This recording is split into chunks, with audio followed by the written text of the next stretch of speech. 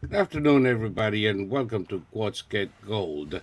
As you know, this is a broadcast that we do in Quod Verum to bring to your attention what the Gold Institute for International Strategy is doing around the world and bring you directly from the mouth of people involved in affairs around the world the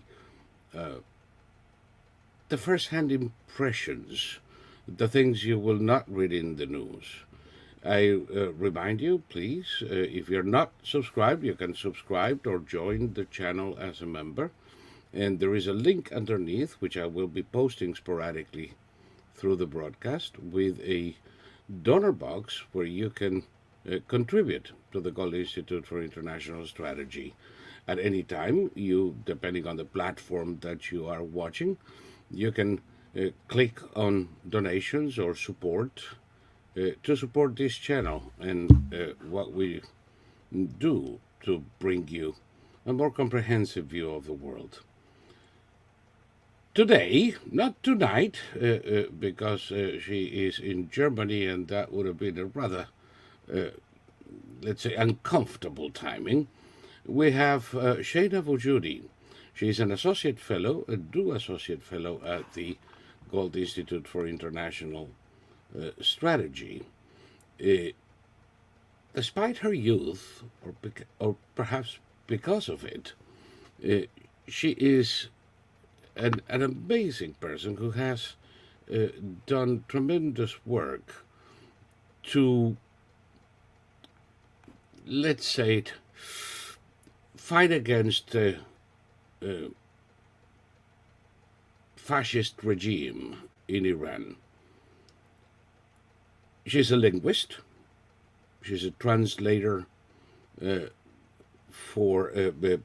of Persian and Italian and German. She uses her knowledge to spread what she knows to be true about the regime.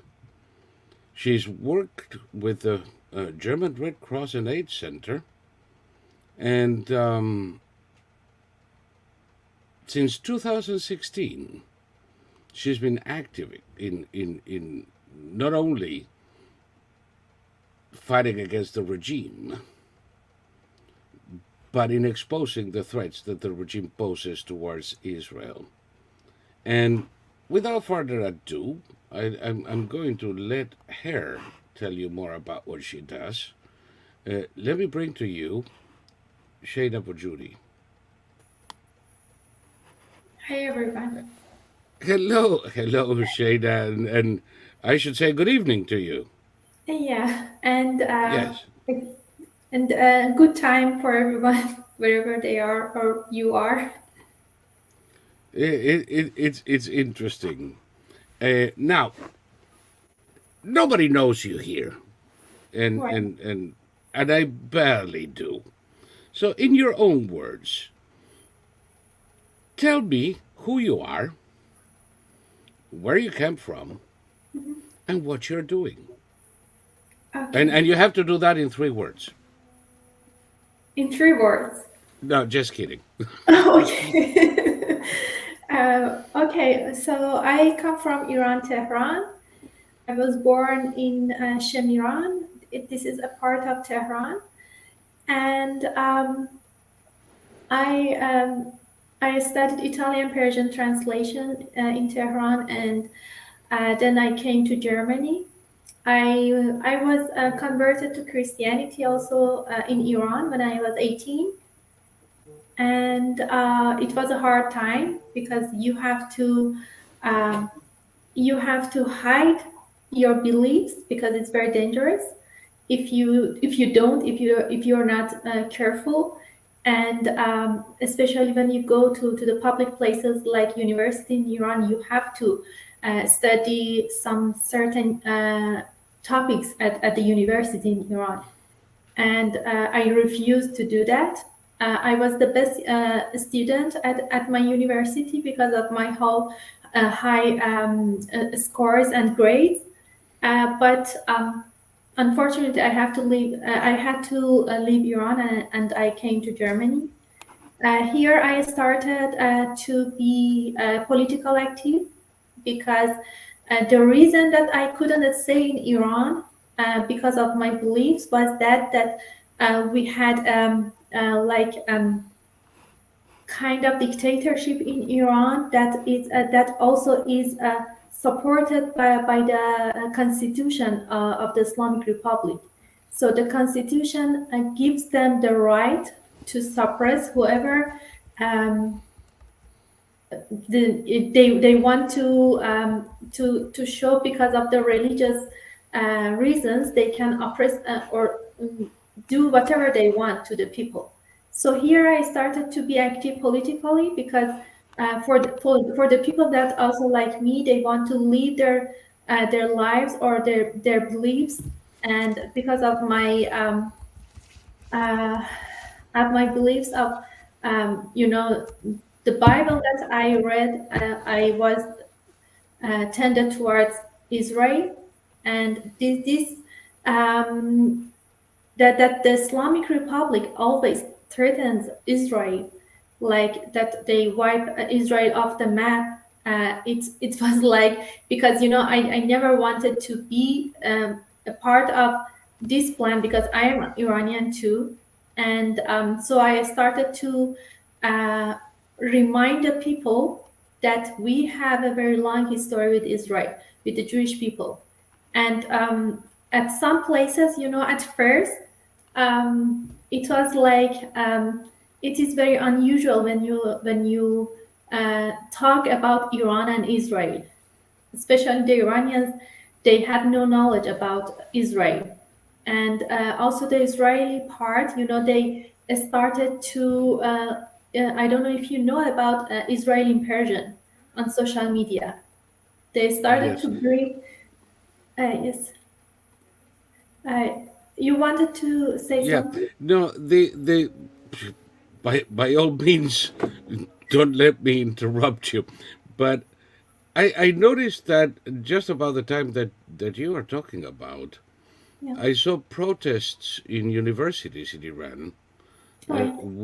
where students, for instance, refused to walk over Israeli flags Right. that were painted on the floor, uh, and I thought that was very interesting. Was that kind of widespread, or just limited to a few people in a few universities?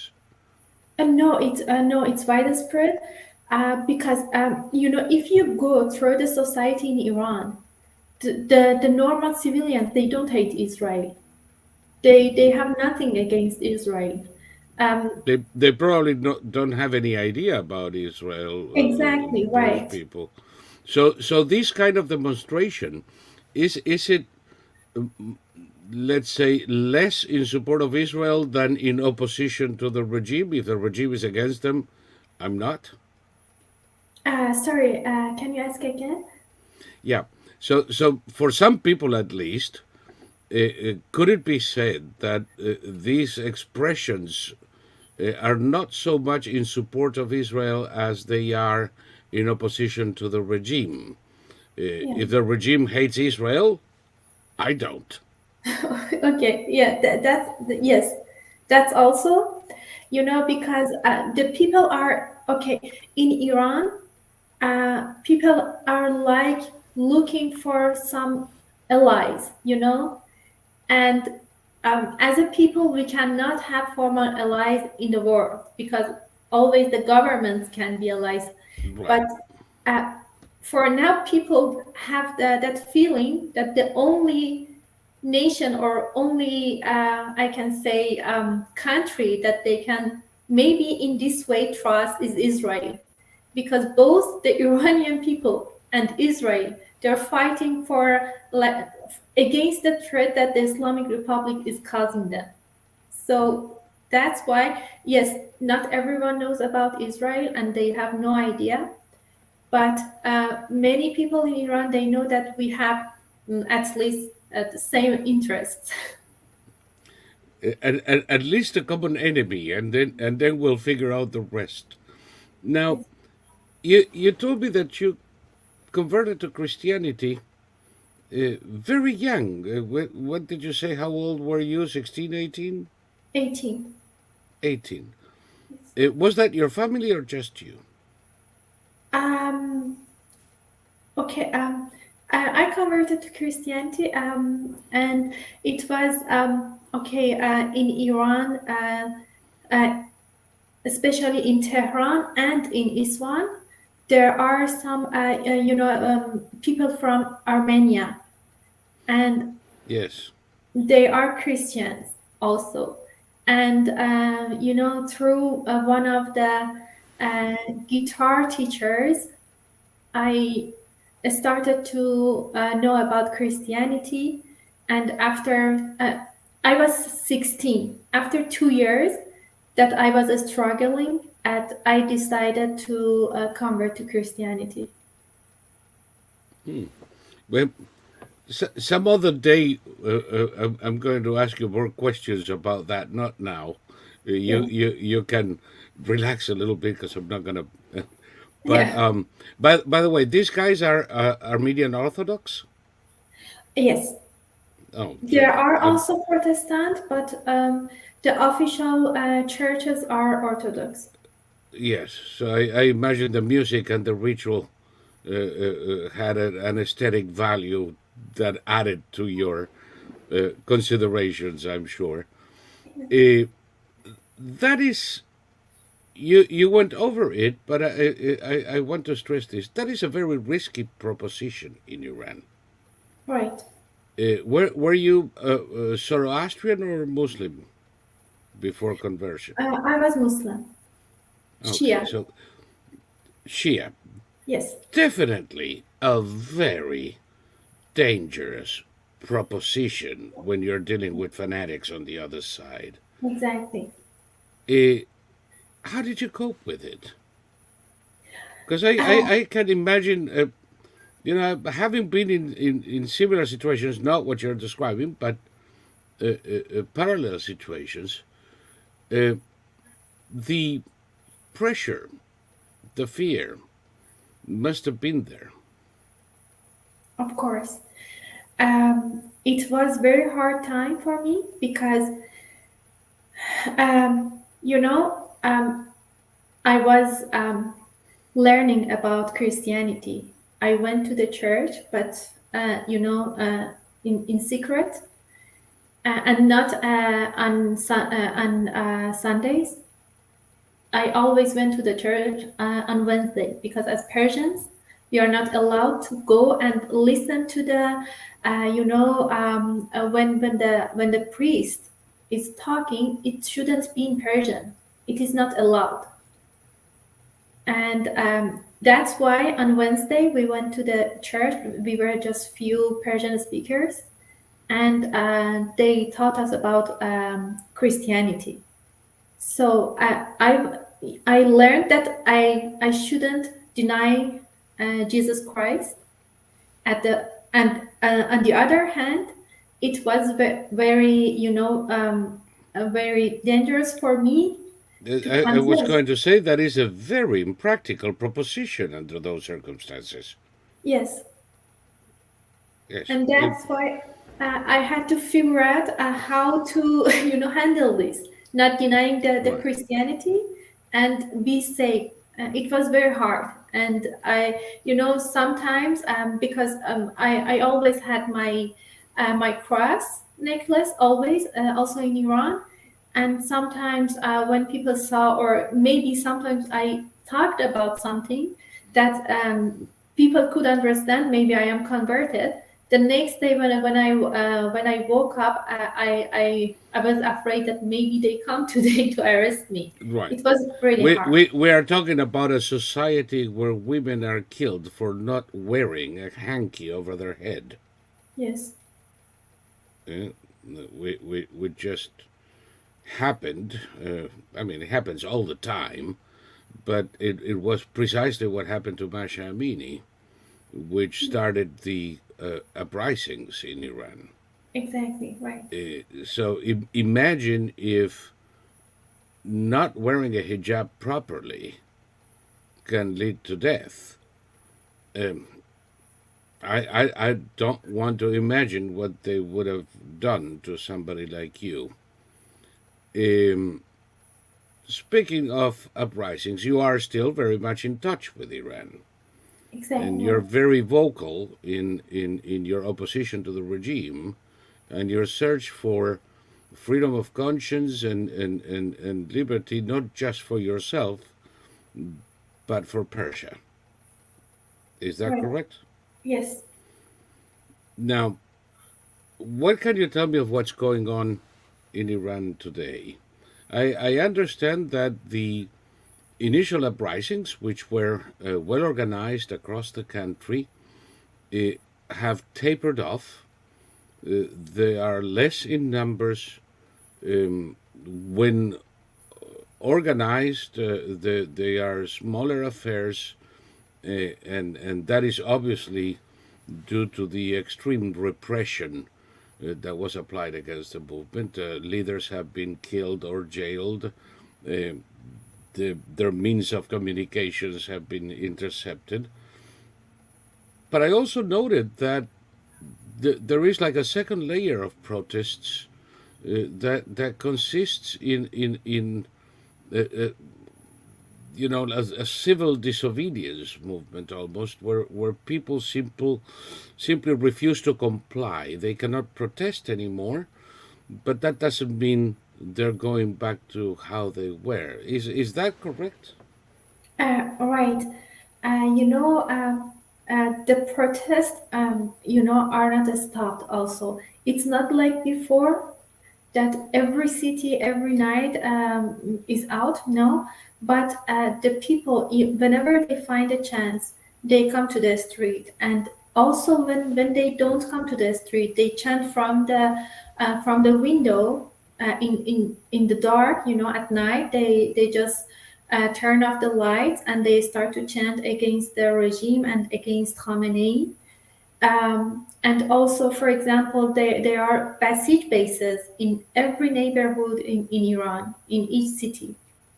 They set on fire these Basij bases, and whenever they get a chance, they try to do something for their freedom, and It, it continues. Right. for many listening to us, the Basij are not well known. Okay, Basij is like it's I can say it's a militia for the Islamic Republic, which is active inside Iran. For example, to arrest the people or to suppress them, or for example, each university in Iran there is a Basij base also. They have every right to do whatever they want, and they do it for the leader. They say this is Basit. They act as a paramilitary force Exactly. for the regime, enforcing the regime's policies. Exactly right. Okay, now definitely not people you want to find in your apartment at 4 a.m., is there? No, no. No, it's every repressive regime has used a similar force. The AAA in Argentina, the Tonton Bakut in Haiti, uh, obviously the Gestapo in the more official banner. How are these guys like an independent militia, or are they directed by the government and act as a paramilitary force? They directed by the government. So they're not so much a militia as a paramilitary force Yes, of the revolutionary government, exactly right. and the enforcers for the revolutionary government. Yes, Yeah, for the but internal. yeah, Um, not to be confused with the morality police, which is another corps exactly. that This does is that. the other thing. There is a, you'd say, a multiplicity of organizations that respond more or less loosely to government command for the purpose of enforcing compliance. How many would you say they are? You mean the Basij or The Basij, the Morality Police, the Revolutionary Guard. There are a number of repressive institutions. oh, okay.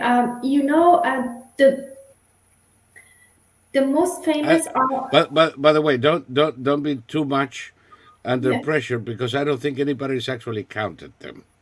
Okay, right. But Because there are so many, okay, right now, inside the regime, there are so many conflicts, so many. They also are fighting each other, and they are like in different groups that they are fighting each other for more power, or some of them, they have the sense that the regime is falling, and they want to save themselves, because for not recently, but maybe a few months ago, I was used to listen to them when they were talking on an application.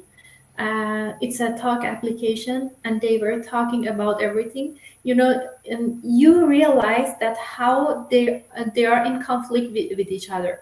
So inside them, there are Passage, there are IRGC, the Revolutionary Guard, and then also between them, they are revolutionaries, and they are the leader supporters, and whoever is closer to the leader has more power in Iran.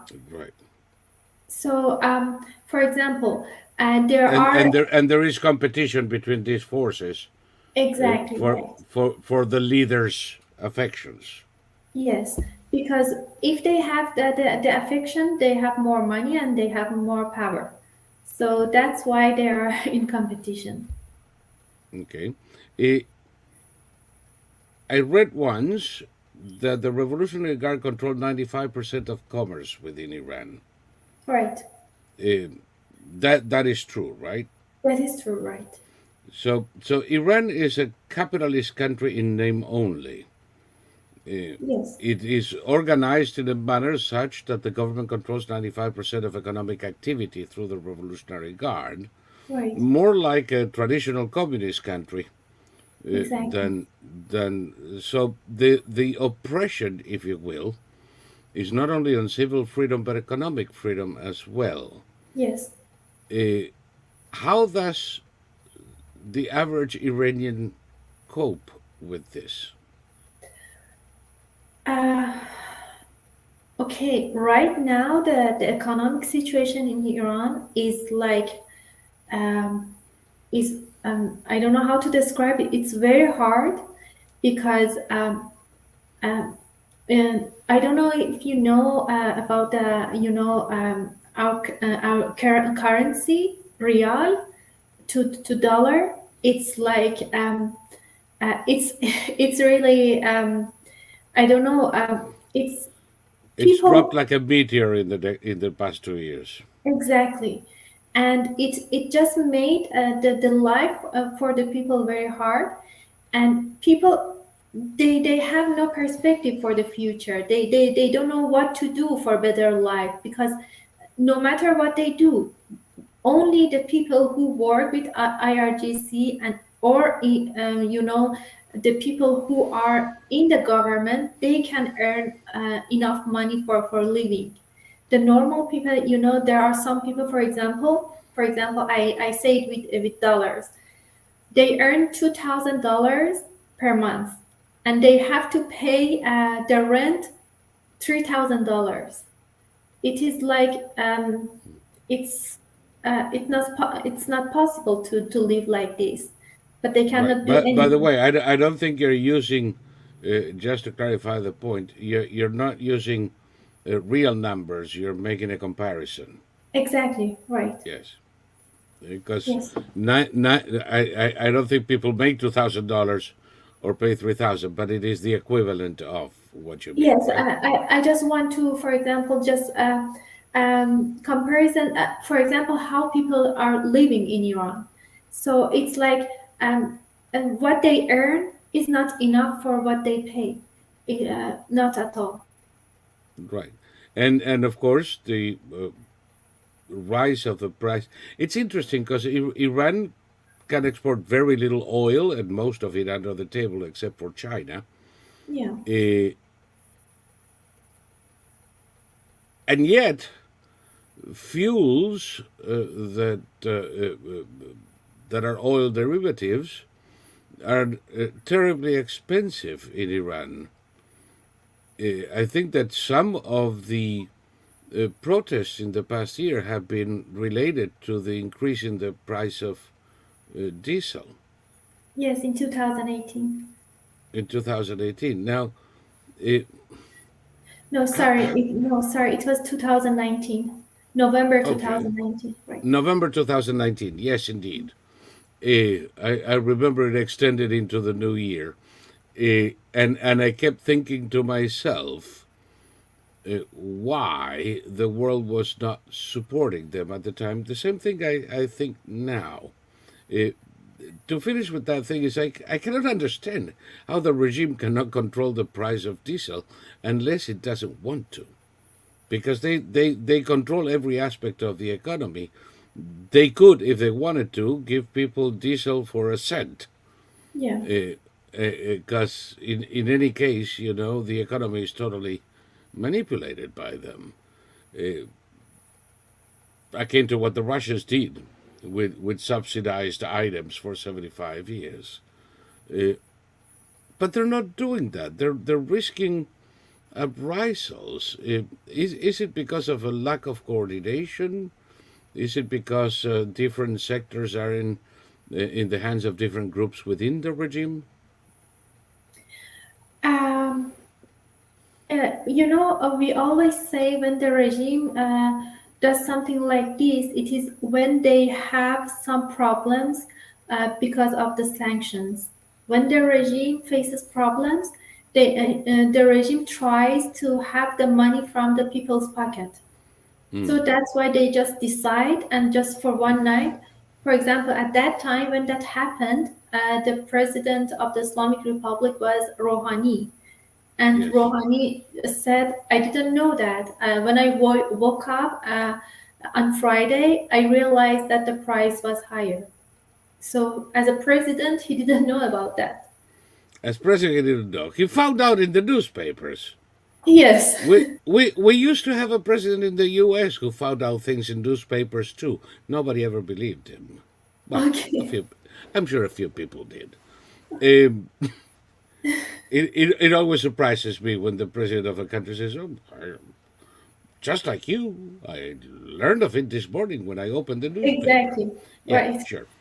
Uh, but it's interesting what you're saying because then it would seem that some areas of the government that may be in need for cash kind of go for it because drones for the Houthis are expensive to build, and they need the money for that. Exactly, right.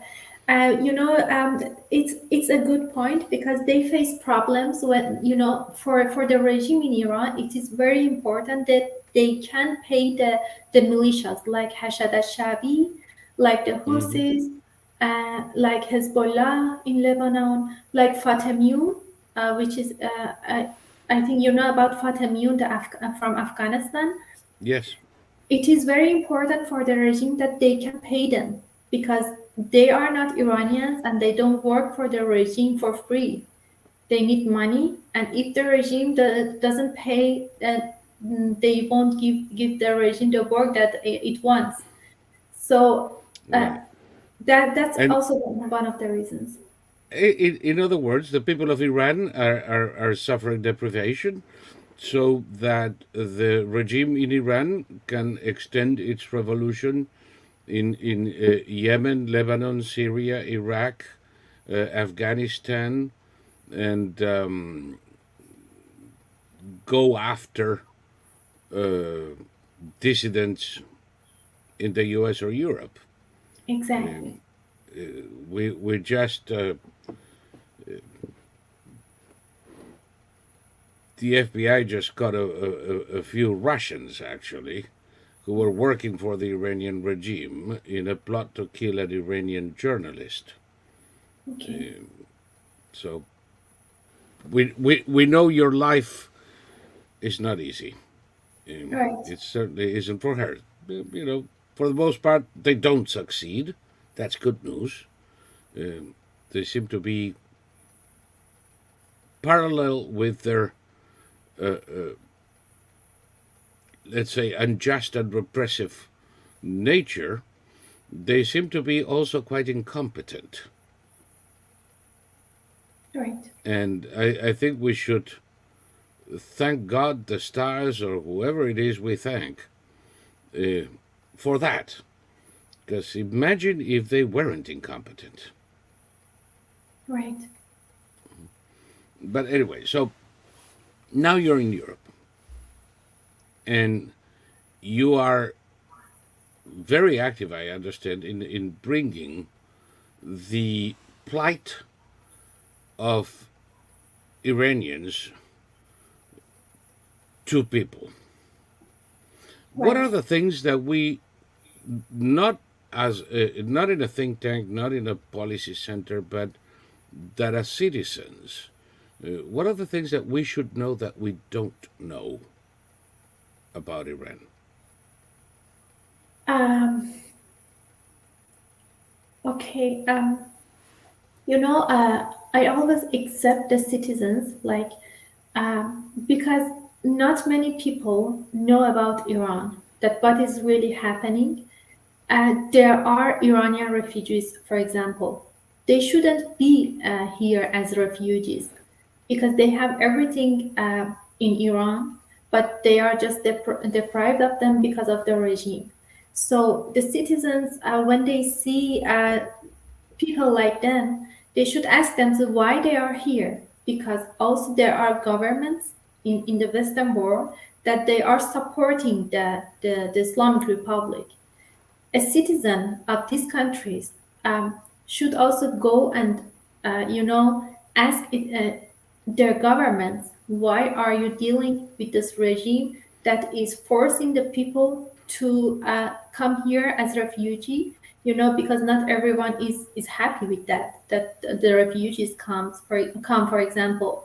So the citizens should, if they are in a free country, in a democratic country, uh, they should expect their governments not to deal with the regimes who are dictators, who are like killing their own people. Executions happens every morning, for example, in Iran. So why should a democratic country have relations or ties or diplomatic relations with this regime? So this is what at least I expect that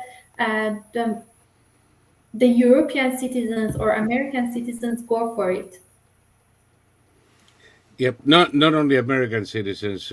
Germany is one of the countries that have been uh, supplying Iran with critical, I would say, infrastructure for their Right. nuclear programs, among other things. Eh, Exactly.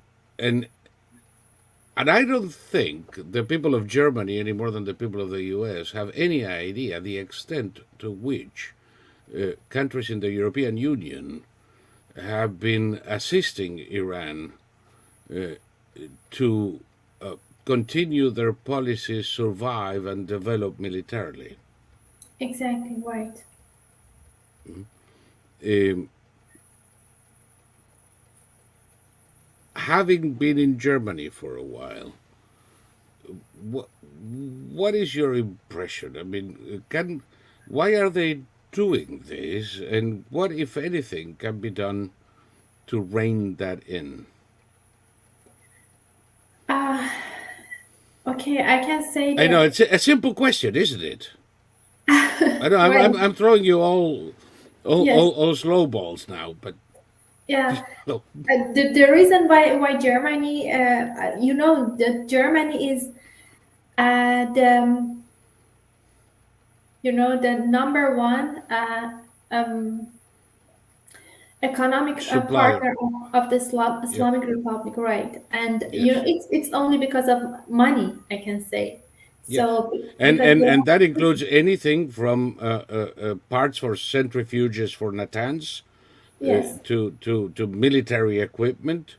yes, It's not just they're not sending sauerkraut and yes, bratwurst, which incidentally wouldn't be able to be sold in the Islamic Republic, I guess. yes, But it's not. Some countries may say, "Well, we sell them medicines, but they need them to keep the people healthy," and you have to say, "Well, they have a point there." yes. But the nature of the economic relationship of France and Germany with Iran has nothing to do with the welfare of the Iranian people. Of course, right. It's only for the regime. And how many people do you think in Germany know that? In the U.S., I dare say that less that 1 in 10,000 may have an inkling. Yeah. But how is it in Germany? Do people in Germany know how much of a support of the Iranian regime, a support role for the Iranian regime, Germany has played? Um, no, that's the problem here. The people don't know about these things, or I can say they don't care. Because they don't want to. The normal people, those who don't care about politics, they know nothing about Iran, and they just see that, okay, this is a regime like the mullahs, like of the Middle Age, but of the sorry of the Middle Ages, and um, maybe the people are, Medieval mullahs. yes. Yes. And also the people are like this, so they deserve this government, or this is what the people chose. But they never see that their government is supporting this regime because of economic relations. So when I talk with the Germans, or many of them, they just say okay, and they don't care. This is not my problem, because this is their country, and when I explain that this, what Germany is doing, that saved the regime, and makes them continue their brutal activities against the Iranian people, and also the terror activities in the region. They say, okay, it's business. Maybe if you also had business relations with a country like this, you wouldn't stop.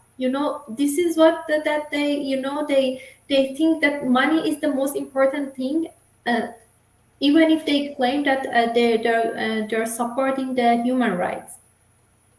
Well, that is an old story. It's interesting because most Europeans would tell you that in the U.S. we have an obsession with money, uh, but for the most part, that's how they are. Yes, yes, that's They are willing to deal with the nastiest dictators from yes, Africa to Asia to South America in order to advance a particular industry or to make some serious buck, and they have been doing it right. for decades now. And I ask you that because being in Germany, maybe you've had contact with German citizens. Uh, in all my travels there, I never did, but you're living there. Yes. That would tell you, yes, what our government is doing is wrong. We need to do something. But I never found one. No. Well, It's so much for human rights, right? that's the problem. I always, but when I talk to them, I say, if you say human rights, so there is no human rights in doing this. So why are you supporting? Then comes money, because money is important. So if someone is the defender of the human rights, should go for it. But this is not what they claim. For example, No. November 2019, 1,500 Iranians were killed in 3 days in Iran. No one here talked about that. Why? Because it was about money. And it's, Because they didn't want to upset the regime, exactly lest it delay an order for, say, steel pipes. right. 1,500 in 3 days. In 3 days. And the company which helped the regime to cut off the internet in Iran was based here in Germany. And it's a very now it is a famous company. Everyone now knows about that. I don't know what happened. Actually, I know what happened. That now Germany is talking a little bit about that.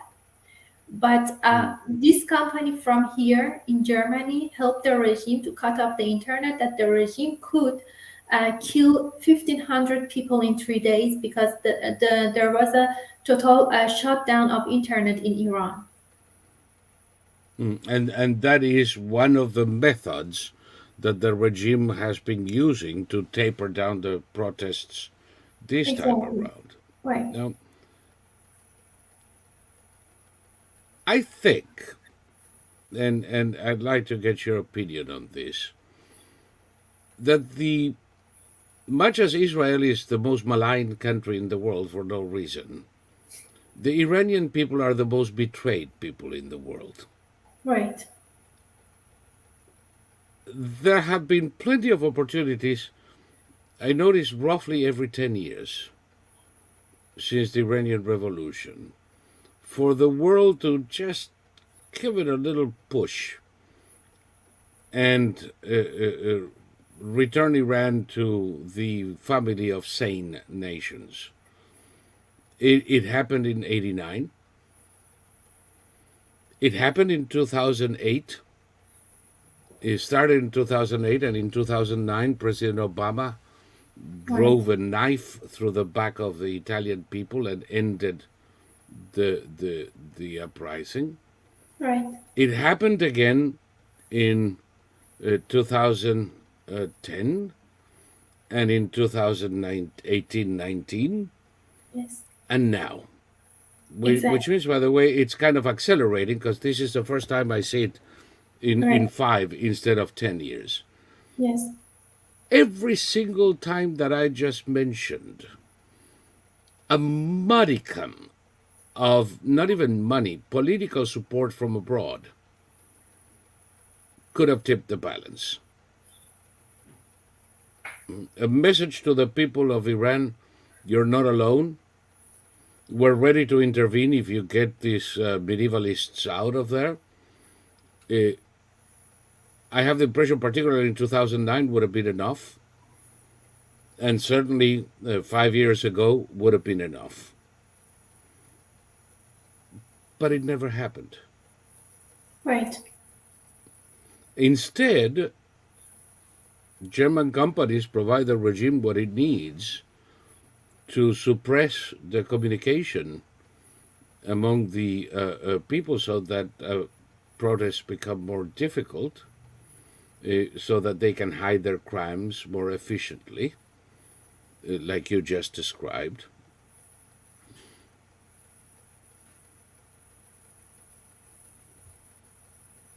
And I have no idea, I must tell you, how we can turn that I know that there are organizations, Iranian organizations in exile. I have the feeling that they haven't yet figured out how to communicate with the West. Do you have that impression, or is it something else? That's right. One thing that I can mention is that the regime, invested so much money and effort to export its agents to abroad. So there are so many regimes lobbyists outside Iran, in Europe, and also in the U.S. That's the problem. We need, a united opposition outside Iran. But there are so many, conflicts between them that they cannot gather against the regime to form maybe an, you know, to form a government in exile that they can negotiate with the Western governments, with different countries, and talk about the future, what we can bring to the world, what we can bring to the region, what happens after regime change. That there is no chaos in Iran. If the regime falls, we can control the situation. There won't be a huge number of refugees coming to Europe, for example, if the regime falls. So this is very important that the Iranian opposition can explain it, can assure the other countries that it won't happen. But this is Right. the problem. But yeah, I said I've seen that. I've seen think tanks in the U.S. that are dedicated to the under the table promotion of the regime or justification of the regime by people who claim to oppose the regime, but in fact, name Trita comes to mind. They're constantly writing editorials, talking to legislators, advancing the interests of the Islamic Republic, and Right. that's why one of the two largest parties in the U.S. Seems to be the staunchest ally of Iran, and until very recently were pushing to finish a kind of deal with Iran that would have put $1 trillion in the hands of the Iranian government in 1 year, 250 billion at the Yeah. signing of the treaty, and 700 let me see, 250 and 750 billion within a year's time. Now, what do you think the Iranian regime can do with $1 trillion? Yeah, the Are regime. are they going to build school and feed the people? No, no, not at all. The regime, the only thing that will do with this money will expand its terrorism. I am 100% sure. And also, the Iranian people are sure about that. That's why they say we are okay, we accept that we stay under the sanctions, because no matter with sanctions or without sanctions, this money won't come to our pockets, Right. won't come to our on our table. So this is what the regime will do. Yes, and I mentioned 5 countries where the regime is very active: um, Yemen, Lebanon, Syria, Iraq, and Afghanistan. But that's not the only places they are active Right, supporting terrorist organizations, right? right. In South America, like like in Venezuela or countries like that. Also, they are active in African countries. There are Let me add Argentina to the list, where government officials celebrate the anniversary of the coups in the Iranian embassy, yeah. and Christian unions carry Hezbollah flags. I have no idea why. Uh, I really don't. The first time that I heard this, I thought somebody was joking. And then I started getting the pictures of the massive demonstrations of a teachers' union, 98% of which are Catholic, with Hezbollah flags. Yeah. What is it if not the money? Can you think of a reason for that? No, there is not a reason. No, no, it baffles the mind, uh, but it proves that the regime is very generous when purchasing allies. Exactly. That's true. Yeah. Now, don't expect a check yet, and I don't think I'll be getting mine. But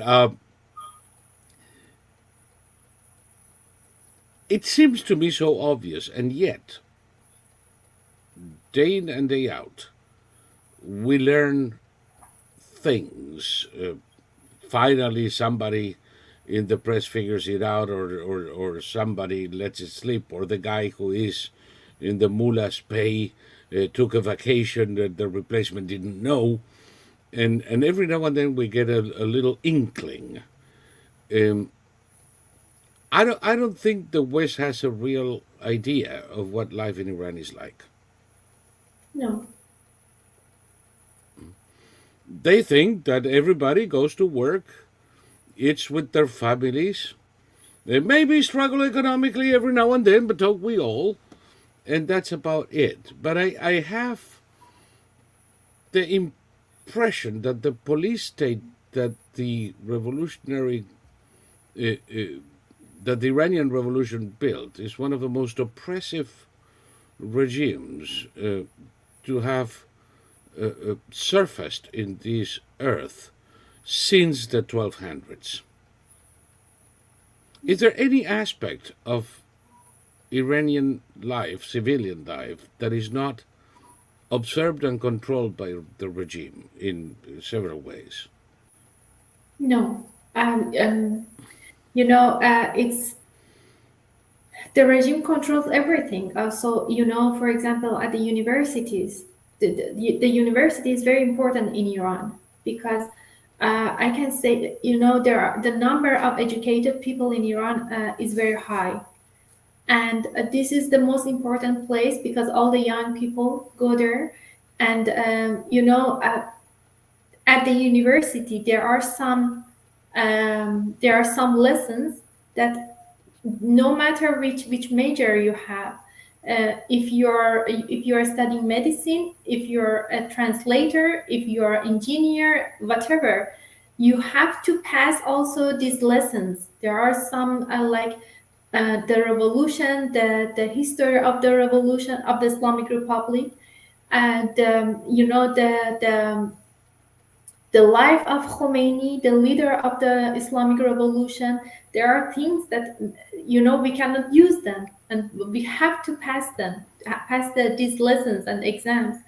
And for example, how you earn your money when you go outside. When you want to go abroad, everything is under control. If you have a party at home, the police comes. If you play music, if you drink alcohol, what is your religion? This is the most private thing that every person can have. But they also control that what you should think, and if you do anything that they think that it's against them, they use the constitution, which is this is the Islamic constitution based on Sharia. They used it Yes. against you to whatever they want to do to you. It's like every aspect is under control. I would say based on a particular interpretation of Sharia that is almost unique to the Iranian mullahs, isn't it? Right, right. I doubt very much that you can impose that in Morocco or Turkey easily. Of course, by force, anything can be achieved. But I wonder what would happen if you told the women in Anatolia they cannot wear a bikini to the beach. I don't, it's, um, because the mullahs, they think if the women of Iran, they can have their freedom, they will lose control. And after one thing that we gain, we will go for the other things, and they cannot control us anymore. And this is very important, that the women, when the women are free and they can think freely, it's very dangerous for them, because then they will raise the children who can also think freely, and this is a very big danger to them. Yes, there are some contradictions because obviously Iranian society, which was dominated by medieval mullahs Yeah, during the Ottoman Empire, uh, reached such a level of liberalization by the 60s and early 70s that even the mullahs, after 40 years, have been unable to put that genie back in the bottle. And women, for instance, oppressed as they are, still go to university, and they do so in large numbers. I can't imagine it's easy. I imagine it is highly discouraged. What was your experience doing this? uh, you mean at the university in Iran? Yes. Okay. I had so many problems at the university, because I refused to pass the Islamic lessons, Oh God. and I, You were a troublemaker. yes, I went to the office of one of the um, um, to the office of one of the principals of the university, and I started to talk with her. I said, okay, I have to pass 20 Islamic lessons. They won't help me in the future. I cannot use them when I go, for example, in abroad to work. They cannot help me. They don't give me any knowledge that I can use. Instead, because my major was Italian translation, Italian-Persian, I said, okay, so give me, uh, instead of 20, 40 of German and Spanish language, I will pass them, but I don't want to pass these lessons. And she said, no, this is a rule and you have to do that. And I took some classes, the Islamic classes. I had to, and but for example, we had to read or repeat, some specific things, and I refused. And my professor, she noticed that, and she wanted to force me to do that, and I always refused it. And this was, and also, it's like, okay, it's like a movie, because among us, among the students, there are always some students who work for Basij, and they're spying on other students for their beliefs, if they are political active or things like that. And there was a girl, she noticed that I am converted because of something that I said, and because of my cross necklace on my photos, on my Telegram profile. So, she was trying to find out if I'm really converted, because she was the head of the Basij. Even though that she was very young, she was, I think, 20 years old or 19 years old. And this is the problems that we have. Always you have a stress, and people can.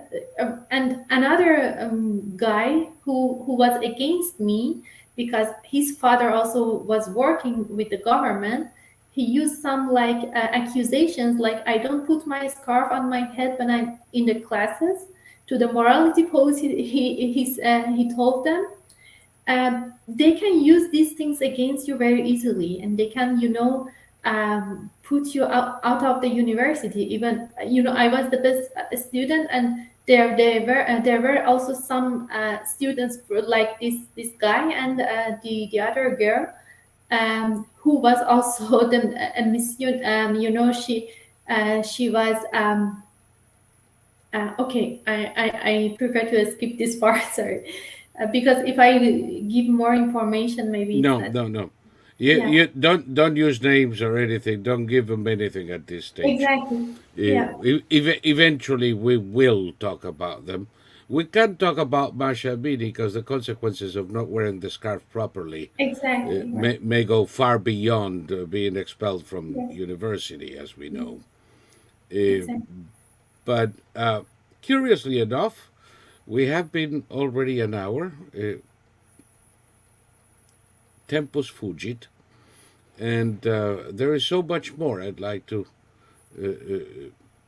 hear from you. So maybe we'll do this again sometime. Particularly, there are developments in Iran, but Of course. I definitely need to hear more, and I'm fascinated by your personal Mhm. history in Iran. Um, if I remember anything, I don't speak Farsi, but I remember Gonche was blossom, Right. right? So Right. I guess I'm gonna use that as a nickname for you, because Okay. you are a blossom in the desert of Iran, and hopefully there's going to be many more of you coming out. Thank So you. that eventually we can welcome Iran back into the family of civilized nations. Uh, but I fear, and it is a fear born of a good many years of observing these things, that these regimes never give up voluntarily or bloodlessly, Of course. and That's true. and before Iran is delivered from this particular evil, it will go through some kind of horrendous event. I hope not, and I hope we're there to make it better, but I fear these guys have absolutely no consideration for human life, for human rights, and they would have no compunction multiplying the number of their victims exponentially if there is the slimmest chance of staying in power. And I think you pointed the finger at it. It's not even the ideology, the revolutionary ideology anymore, it's the money. Right. Exactly. Okay. Uh, is there anything that you would like to say that I didn't ask, and you're wondering why the hell is he asking about this? No, no.